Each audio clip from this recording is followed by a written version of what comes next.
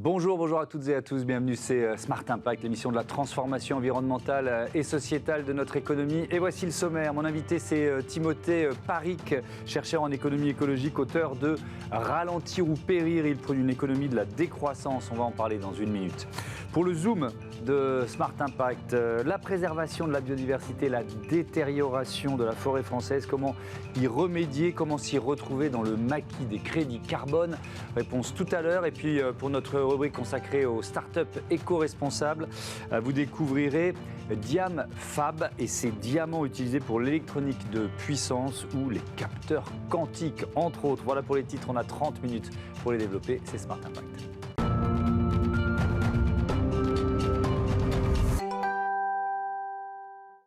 Bonjour Timothée Paric, bienvenue. Vous êtes chercheur en économie écologique et vous publiez ce livre, Ralentir ou périr, l'économie de la décroissance aux éditions du Seuil. J'aime bien souvent commencer par un peu de pédagogie, on va commencer par la définition. C'est quoi pour vous la décroissance ?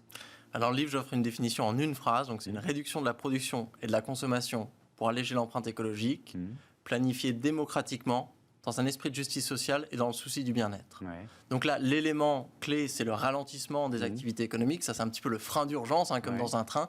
Si on n'arrive pas à faire baisser suffisamment nos pressions sur l'environnement, on ralentit l'activité économique, mais on le planifie, on l'organise intelligemment pour que ça se fasse d'une façon démocratique, pour que ça soit socialement acceptable, et aussi en prenant en compte les inégalités et le bien-être. C'est-à-dire que si on veut moins polluer, on est obligé de produire moins, quoi. Il n'y a pas d'autre choix, c'est un peu ce que vous nous dites. Alors malheureusement, oui, moi j'ai beaucoup travaillé sur le concept de croissance verte, et les études scientifiques qui nous montrent la corrélation entre production et pollution et extraction. Et c'est l'un des grands résultats du dernier rapport du GIEC, c'est que malheureusement, tous les efforts sur les dernières 20 décennies, même dans les pays les plus riches, pour découpler le PIB des pressions sur l'environnement, ont été extrêmement insuffisants. Donc il va falloir faire quelque chose de plus.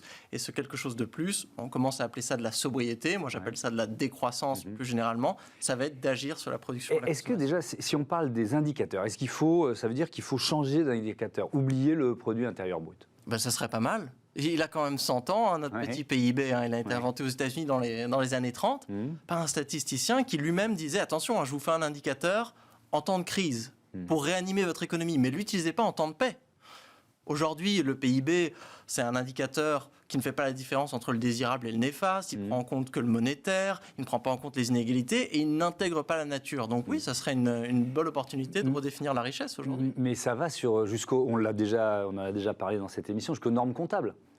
Des entreprises. C'est-à-dire qu'il faut y intégrer l'extra-financier, il faudrait peut-être même y intégrer l'impact négatif des entreprises. Il y a une réflexion là-dessus, ça vous semble indispensable ? Indispensable. Aujourd'hui, il va falloir changer de logiciel économique. Là, aujourd'hui, on a un petit peu le Windows 95 de l'économie, et là, il va falloir faire une update pour avoir une économie qui soit encastré dans la nature, donc avoir un petit peu des indicateurs qui nous montrent, à chaque fois qu'on produit quelque chose, l'eau qu'on utilise, l'énergie, les métaux, les minerais, l'impact sur la biodiversité, et aussi d'avoir des indicateurs de bien-être, de santé sociale, pour faire en sorte en fait, que l'économie puisse faire ce qu'une économie doit faire, contenter de manière soutenable sur le long terme. Alors, il y a une prise de conscience, elle est sans doute trop tardive, il y a certainement un processus d'action, d'engagement qui n'est pas assez rapide. Il faut d'abord rappeler une évidence sur les limites planétaires. Pour quelles matières premières elles sont les plus critiques ? Alors, c'est difficile de se dire... Moi, quand on parle de transition écologique, il faut vraiment toutes les prendre en compte parce que c'est des limites, en fait, il y a des synergies. Donc là, on voit, par exemple, si on ne fait qu'adresser, si on décarbone l'économie, mais qu'on ne prend pas en compte ce qu'on appelle l'empreinte matière, on va avoir un autre souci, où on peut se retrouver avec une pénurie d'eau, même dans une économie bas carbone. Donc il faut tout prendre en compte, c'est une approche qu'on appelle du métabolisme sociétal. Donc on regarde l'économie comme un métabolisme, on regarde toutes les ressources naturelles qui y passent et tous les impacts sur l'environnement. Le but, c'est de faire transition pour que ce métabolisme il soit plus petit. C'est une sorte de régime macroéconomique. Oui.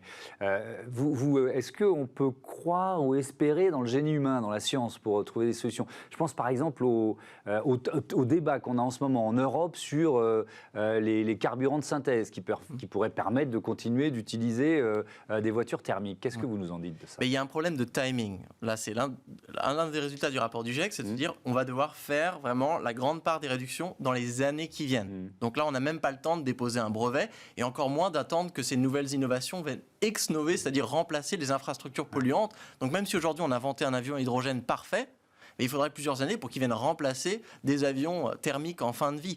Donc là, on se rend compte que la technologie va jouer un rôle, mais ça va être un rôle beaucoup moins important que l'aspect sobriété. Ouais, mais ça veut dire que, vous parlez de l'aviation par exemple, c'est un pan entier de notre économie qui doit s'arrêter.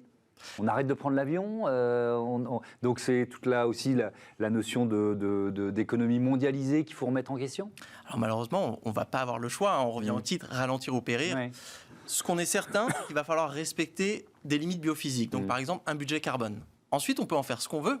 Donc on peut décider d'arbitrer, de faire, on va sortir, pour manger moins de viande, prendre moins d'avions, on va décider de moins construire de bâtiments. On peut arbitrer de faire ce qu'on veut, mais ce qui est certain, c'est qu'on va devoir faire des choix. Pardon de vous interrompre, c'est individu par individu, entreprise par entreprise, pays par pays, d'une certaine façon? Alors moi, je préfère l'approche macroéconomique, commencer pays par pays, parce qu'aujourd'hui, en fait, on a ce qu'on appelle des inégalités environnementales. C'est-à-dire qu'on a des jolies corrélations entre richesse et revenus et pression sur l'environnement. Donc si on part de l'individu, on perd un petit peu l'aspect proportionnel de cette sobriété. Si par exemple en termes d'empreinte carbone, aujourd'hui vous êtes à 15 et vous devez passer à 2, ce n'est pas les mêmes changements que si vous êtes à 4 et vous devez passer à 2. Mais alors, vous l'avez dit, dans votre définition de la décroissance, il y a la notion d'acceptabilité sociale, sociétale. Si on se dit, il y a des pans entiers de notre économie qui vont, par définition, ralentir, voire quasiment dépérir, je reprends un peu la thématique de votre livre, qu'est-ce qu'on fait ?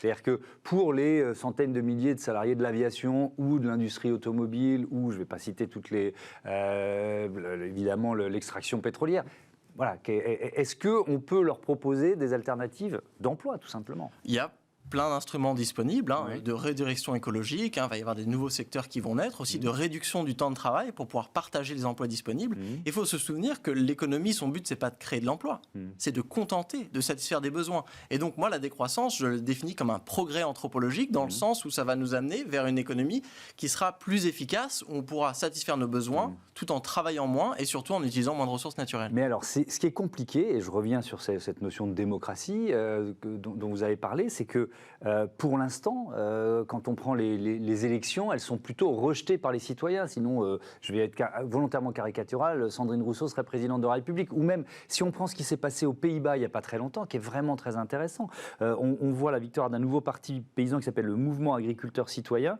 qui remporte les élections provinciales, finalement, en opposition à un programme du gouvernement en place pour changer l'agriculture, pour limiter les émissions d'azote, etc., etc. Là encore, je simplifie volontairement.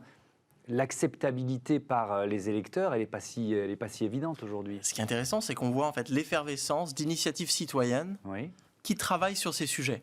Et même, on a là, en mai, je serai au Parlement européen pour une conférence de 3 jours sur la décroissance et la post-croissance. Donc, on a des sujets qui montent, même si ça ne se retrouve pas au niveau de la démocratie représentative pas dans les des gouvernements. Pas encore. Comment vous l'expliquez, ça ? Alors moi, je suis piètre politologue, alors je ne sais pas comment l'expliquer, mais ce que je vois, c'est qu'au niveau des initiatives concrètes, c'est-à-dire des gens qui inventent de nouvelles manières de créer des entreprises, de faire de l'agriculture, de faire des transports, de créer de la monnaie, d'organiser le marché financier, on a des solutions qui existent. Et donc aujourd'hui, on n'a pas besoin d'attendre un espèce de jour où on aurait un gouvernement qui dirait « enfin, je vous autorise à faire de la décroissance ». C'est que l'économie sociale et solidaire, elle est née du bottom-up et d'un coup, on l'a légalisé pour un petit peu lui permettre de prospérer. La décroissance, je pense que ça va être un petit peu pareil. Dans quelques années, on va se rendre compte qu'on a tout un tissu d'alternatives qui nous permettrait, si on les connectait, si on les abreuvait, de faire système. Et ça va se faire du bas vers le haut. Ouais. On a reçu ici pas mal de spécialistes de communication ou même de la publicité qui disent que l'un des défis, c'est de rendre finalement la transformation environnementale désirable, j'allais dire sexy. C'est là aussi, je suis volontairement un peu provocateur, mais est-ce que c'est pas le défi? Alors vous le faites avec un livre qui est très pédagogique, mais est-ce que c'est pas le défi de tous ceux qui portent vos idées? Moi, ce que j'aime bien avec le concept de décroissance, quand même, c'est qu'il nous met en désaccord. C'est-à-dire que si on veut changer le système aujourd'hui, il faut qu'on admette d'avoir des mots un petit peu douche froide où on va mettre les points sur les i. Si on parle d'économie du bien-être... Pour détourner un avion, il faut monter à bord, quoi. Et tant que les électeurs sont pas pris par ce discours et se l'approprient pas, même si, encore une fois, il y a des initiatives citoyennes, je les minimise pas, mais comment arriver jusqu'à mettre un gouvernement qui va porter finalement cette ambition ? Moi, j'ai été surpris. Je ne pensais pas que le livre aurait autant de succès. Maintenant, je me retrouve à faire des formations de beaucoup de hauts fonctionnaires, de personnes en entreprise qui se sentent énergisées par ces concepts de post-capitalisme, de post-croissance, de décroissance. Je ne l'aurais jamais prédit. Donc, ça va déjà beaucoup plus vite c'est ce que vous ressentez. que ce que je l'avais vu. Il y a un mouvement. À voir comment ça va se développer. Mais il ne faut pas oublier non plus que la décroissance, c'est un concept dans une constellation avec, par exemple, le convivialisme, l'économie sociale et solidaire, l'économie du bien commun, plein d'autres concepts comme ça qui, ensemble, là, on a une boîte à outils que les gens peuvent s'en saisir. On n'a pas besoin de décider, c'est la pilule rouge de la décroissance ou la pilule bleue de la croissance verte. En fait, maintenant, aujourd'hui, on a toute une boîte à outils conceptuelle. Quand vous voyez des mouvements comme, par exemple, la Convention des entreprises pour le climat ou le défi des entrepreneurs pour la planète, comment vous les interprétez ? Est-ce que vous vous dites c'est très bien, ils font partie de ce mouvement citoyen, ou est-ce que vous vous dites en fait ils cherchent à maintenir l'ancien modèle tout en le rendant plus acceptable d'un aspect environnemental ? J'ai beaucoup interagi avec des gens dans ces réflexions et j'ai vu les deux. C'est-à-dire qu'il y a des gens qui essayent vraiment de créer ce moment pouce. Là, on se rend compte que notre économie est en train de brûler la planète. Donc, pousse, on arrête, et on change le modèle de l'entreprise. Et on change le modèle, on change le logiciel, on change le hardware, on change les raisons d'être, on change la comptabilité. Il y a des gens qui travaillent sérieusement sur ces changements et qui sont prêts vraiment à se remettre en question. Et il y en a de plus en plus. Après, bien sûr, on a vu, il y a du greenwashing, il y a des gens qui essaient de maintenir un petit peu cette économie extractiviste, linéaire, capitaliste, qui ne fonctionne plus beaucoup. Mais j'ai l'impression quand même que, même moi, là, depuis ces quelques années où je viens d'arriver dans ces débats, que c'est quand même beaucoup plus facile aujourd'hui de parler de décroissance qu'il y a 3 ans, quand j'ai commencé ma thèse. Merci beaucoup, Timothée Paric. Je rappelle le titre de ce livre, Ralentir ou périr, je crois qu'on va le voir, mais sinon je le montre, l'économie de la décroissance, qui est donc publié aux éditions du Seuil. Merci encore. C'est l'heure de notre Zoom biodiversité et forêt française au programme.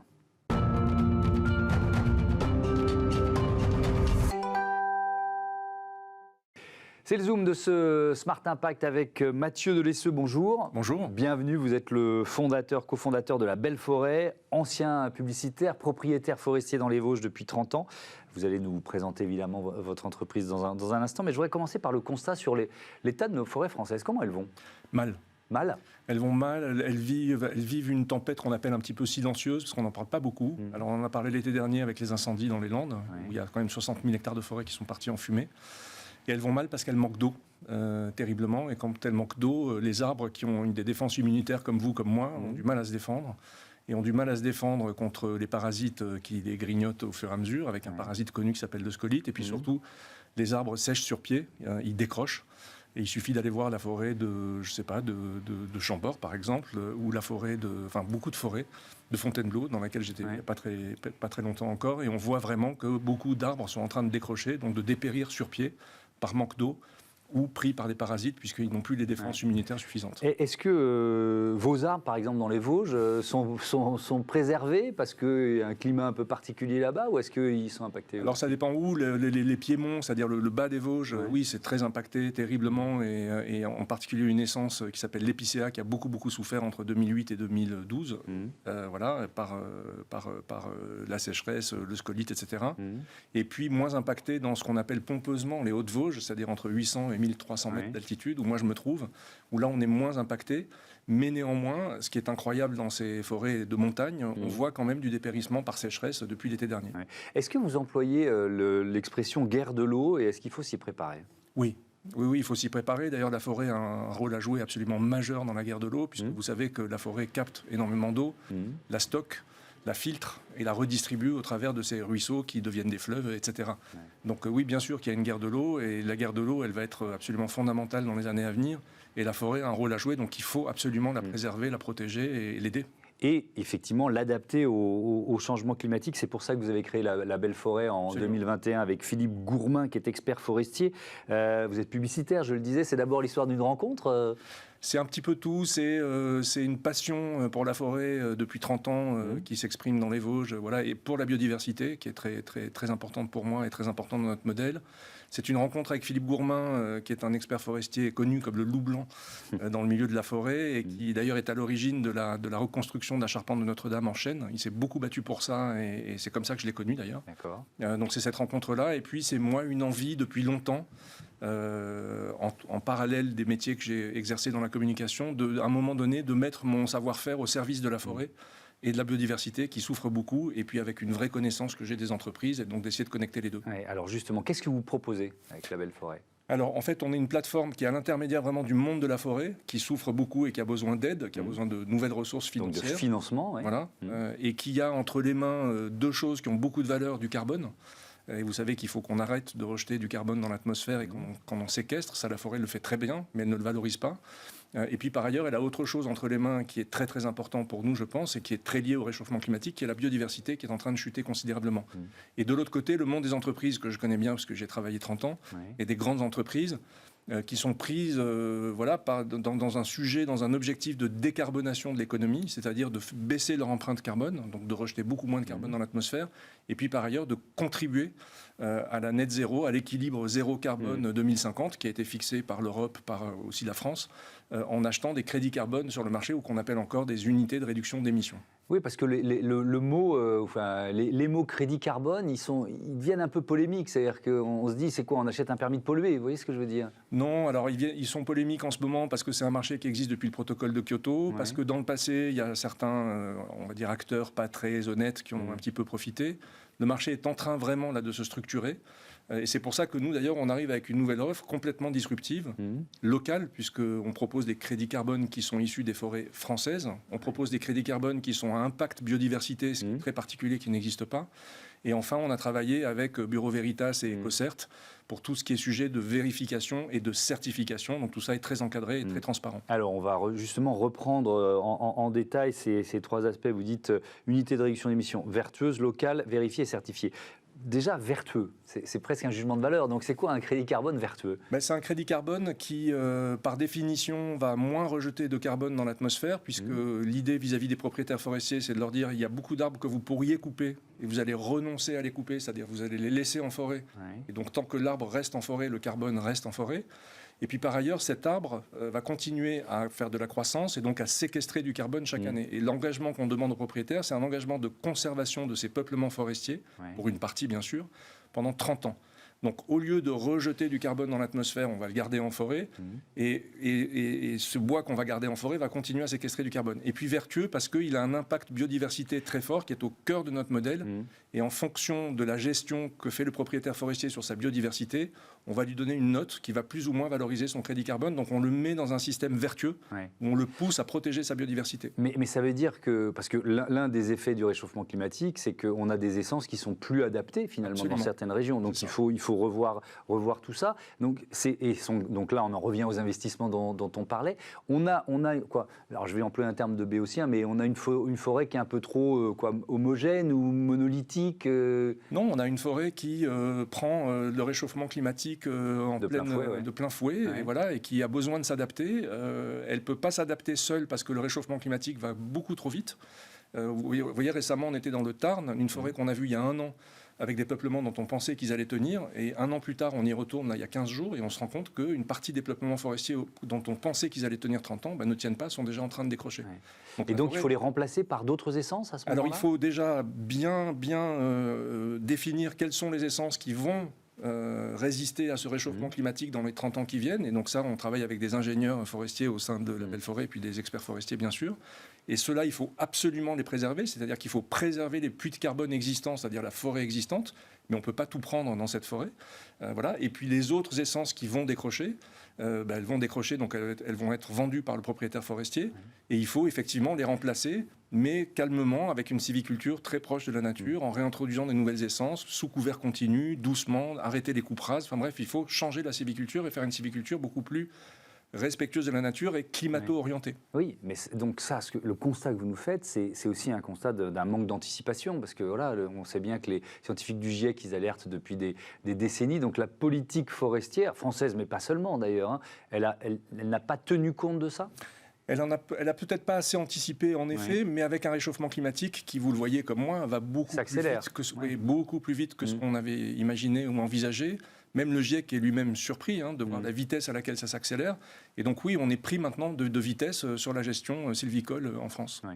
Alors je reviens au deuxième aspect, le côté local, donc forêt 100% française. C'est aussi un argument pour les entreprises qui vont pouvoir, voilà, c'est plus facile j'imagine de mobiliser même en interne, en termes de cohésion interne ou d'image de l'entreprise. Absolument, les entreprises, elles sont sous tension, sous pression. Il faut qu'elles changent leur modèle, qu'elles se transforment pour rejeter beaucoup moins de carbone dans l'atmosphère et puis pour préserver la biodiversité. Et aujourd'hui, beaucoup d'entreprises achètent des crédits carbone sur le marché, bien sûr, des unités de réduction d'émissions. Dans l'hémisphère sud, beaucoup, avec des modèles qui sont beaucoup remis en cause en ce moment. Et nous, on arrive avec une offre toute nouvelle, disruptive, différente, locale par définition, puisqu'on ne propose que des crédits carbone issus des forêts françaises pour l'instant, voire ultra-locale, puisqu'on peut trouver une forêt très proche d'une implantation d'une entreprise, même en région. Ouais. Voilà. Et enfin, très vertueux, puisque, à nouveau, on défend la biodiversité qui est au cœur de notre modèle.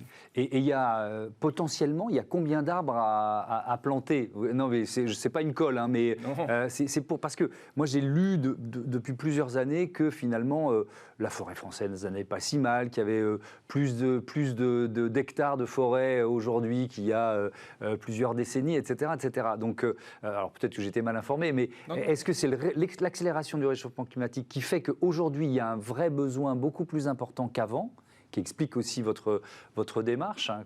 Qu'est-ce que vous pouvez répondre à ça? Oui, il y a du côté de la forêt, il y a l'accélération du réchauffement climatique qui fait que la forêt souffre et souffre terriblement, et ça va s'accélérer dans les années qui viennent, on le sait. Donc il faut absolument trouver des nouvelles ressources financières pour aider la forêt française. Donc d'où le carbone et la biodiversité qu'on va valoriser au travers de cette offre et qui aujourd'hui ne sont pas valorisées. Et d'un autre côté, les entreprises qui comprennent bien que via ce réchauffement climatique, il faut qu'elles jouent un rôle dans l'atténuation du réchauffement climatique en rejetant moins de CO2 et en séquestrant du CO2 au travers de l'achat de crédits carbone sur le marché. Et ces crédits carbone, vous l'avez dit, sont vérifiés, certifiés. Il y a Bureau Veritas, il y a un comité scientifique indépendant aussi pour que vous y teniez? Oui, alors c'est très important. D'abord, il nous a beaucoup aidé scientifiquement, ce comité, à monter notre structure. On a travaillé pendant 2 ans avec eux, en parallèle avec eux et avec Bureau Veritas et avec des entreprises et avec des propriétaires forestiers. Donc c'est un énorme boulot. Donc ce comité scientifique de la Belle Forêt nous a énormément aidé à bien nous guider, nous challenger beaucoup sur ce qu'on était en train de faire. Et puis Bureau Veritas a monté un comité technique, qui est l'équivalent d'un comité scientifique, qui lui-même nous a aussi beaucoup challengé pendant 6 mois. Donc on a travaillé avec ces 2 comités pour être certain qu'on était en train de construire une méthodologie vertueuse, totalement transparente, totalement justifiée bien sûr, sur la génération des crédits carbone et l'impact biodiversité de ces crédits carbone. Merci beaucoup, merci Mathieu de l'ECE. Et bon vent à la Belle Forêt. On passe tout de suite à notre rubrique consacrée aux startups éco-responsables des diamants semi-conducteurs.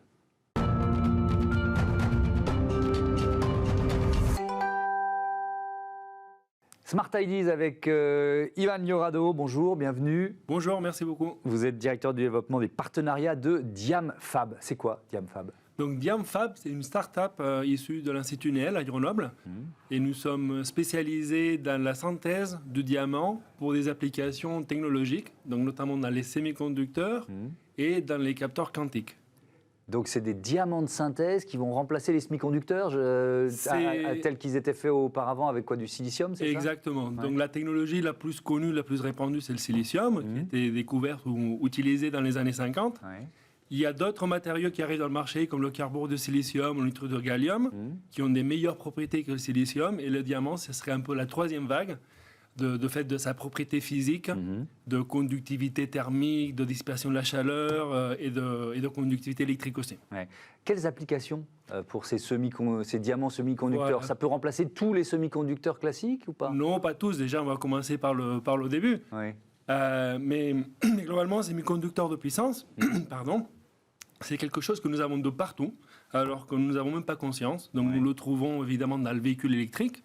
Donc que ce soit pour charger ou pour piloter le moteur, On le retrouve au niveau industriel, dans les data centers pour les zones douleurs qui permettent de garantir la continuité de service des ordinateurs. On les retrouve dans la production des énergies renouvelables, dans la production d'hydrogène. C'est quelque chose qu'on retrouve vraiment dans tout ce processus de l'économie, dans la décarbonisation et donc électrification. Et c'est un maillon qui est super important par son utilisation, mais qui est aussi une source de perte aujourd'hui électrique, donc d'environ 10% à chaque fois qu'il y a un étage de conversion. D'accord. Et alors, moi, je voudrais qu'on prenne l'exemple de l'aviation, parce que en préparant l'émission, évidemment, vous avez réfléchi à l'impact de votre activité. Et quand on compare votre technologie avec la technologie silicium, il y a un gain de poids, c'est ça, si j'ai bien compris? Exactement. Ouais. Donc, en fait, en étant plus petit, parce qu'on perd moins d'énergie, donc on a besoin de moins de refroidissement. Et donc, par exemple, dans un avion, nous avons un projet en cours qui s'appelle DECAD, qui permet donc de faire des composants d'électronique de puissance pour le monde de l'aviation. Et si on arrivait à remplacer tout ce qui est les auxiliaires dans un avion en électrique, ça permet de réduire de 1800 kg le poids de l'avion et donc de faire une économie de carburant très considérable de l'ordre de 3%. Ah oui, effectivement. Donc pour un secteur, l'aviation, qui est en train de chercher par tous les moyens à améliorer, et heureusement d'ailleurs, son bilan carbone, c'est important. Vous êtes encore hébergé au CNRS et à l'Institut NEL de Grenoble dont vous avez parlé. Ça veut dire que la phase industrielle, elle est pour quand? Elle est pour bientôt? Vous en êtes où? Oui, donc là, nous sommes en cours de levée de fonds. Nous espérons finaliser cette partie au courant été. Avec cet argent-là, ça va nous permettre de faire notre usine pilote, donc déjà sous conditions industrielles, et commencer la production de composants en 2027-2028. Ouais. Comment, d'une manière générale, ces diamants, ces semi-conducteurs que vous allez produire, comment ils peuvent contribuer à la décarbonation de notre économie? Au-delà, là j'ai pris l'exemple de l'aviation qui est peut-être le plus simple, mais il y en a beaucoup d'autres. Tout à fait. Alors, comme je vous disais, pour la décarbonation de l'économie, ce n'est pas une seule technologie qui va la résoudre, évidemment. Ouais. Il y a une grosse tendance, c'est l'électrification. Bien sûr. Donc, de par cette électrification, qui dit électrification, dit gestion d'énergie, dit stockage d'énergie dans les batteries, dit production dans le renouvelable. Et pour arriver à faire tout ça, il faut passer de ce qu'on appelle courant continu à courant alternatif plusieurs fois. Et pour faire ça, il faut des composants d'électronique de puissance. Et c'est là-dessus, dans l'amélioration des performances, que nous pensons pouvoir aider à mener notre brique à cette électrification et décarbonation. Donc, et après, il y a une autre chose, c'est la fabrication elle-même du produit. Oui. Quand le diamant, en fait, on le connaît par les bijouteries, peut-être par les propriétés. Donc là, c'est du diamant de synthèse, c'est on est bien diamant fabriqué. Oui. Et le diamant, c'est du carbone, mais qui se trouve, il est dans un état tel qu'il lui rend des propriétés assez incroyables. Donc, on connaît la dureté, on connaît le côté optique, mais aussi au niveau électrique, il a c'est pour ça qu'on l'appelle le semi-conducteur ultime dans le milieu, parce que dans tous les niveaux, lorsqu'on mesure la performance d'un semi-conducteur, il est largement à plusieurs facteurs de degrés meilleur que le deuxième meilleur. Merci beaucoup, Ivan Liorado. Bon vent à Diamfab. Voilà, c'est la fin de ce numéro de Smart Impact. Un grand merci à toutes les équipes de Bismart qui m'accompagnent pour préparer et produire cette émission. Merci à toutes et à tous de votre fidélité à Bismart, la chaîne des audacieuses et des audacieux. Je vous dis à demain sur Bismart. Salut.